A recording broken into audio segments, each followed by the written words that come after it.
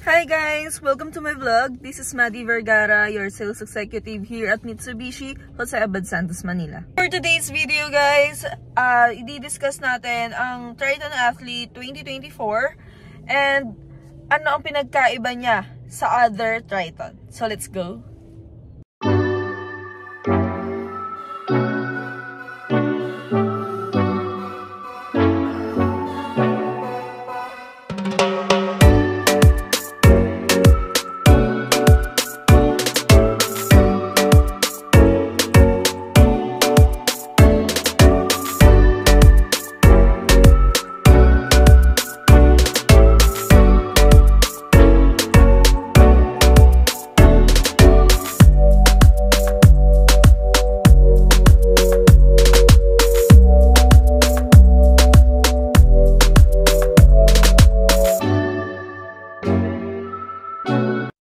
So guys, ito ang steering wheel ni Triton Athlete. Kung makikita nyo, leather wrap na siya, while sa other Triton, which is si GL 4x4 manual and GL 4x2 manual, is urethane.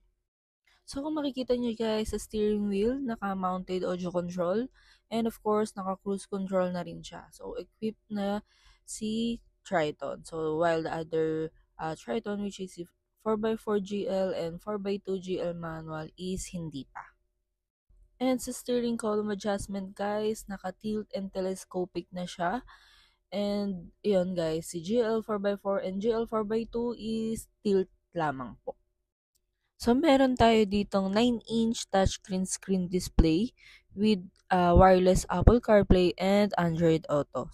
For other Triton natin, with 8-inch touchscreen display na siya. So sa iba naman, integrated audio with AM, FM, Bluetooth with hands-free technology. Sa air condition system naman natin guys, naka-dual zone automatic na tayo, while sa other is single zone automatic, and of course, meron din tayong manual. So dito naman tayo sa transmission with 6-speed automatic and 6-speed manual. And since Triton Athlete ito, meron na tayong Super Select 4-wheel drive, and of course, equipped na rin siya ng rear differential lock and drive mode. So meron tayong 7 drive modes. And ito naman ang manual handbrake and of course, the center console. And for safety naman tayo guys, of course, meron tayong airbags. So equipped tayo sa driver's side and of course sa passenger side, which is with manual cut-off switch. And equipped lang man po sa side and curtain for Triton. So sa driver's knee, equipped tayo sa lahat ng Triton natin. Ayan guys, kung makikita ninyo, dalawa ang glove box ni Triton. So ayan, sobrang spacious at maraming malalagay.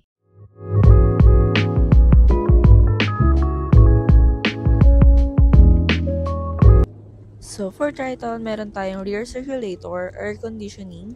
So, sa other Triton, guys, wala po tayo nito. So, kay Triton 4x4 Athlete lang po, meron ito.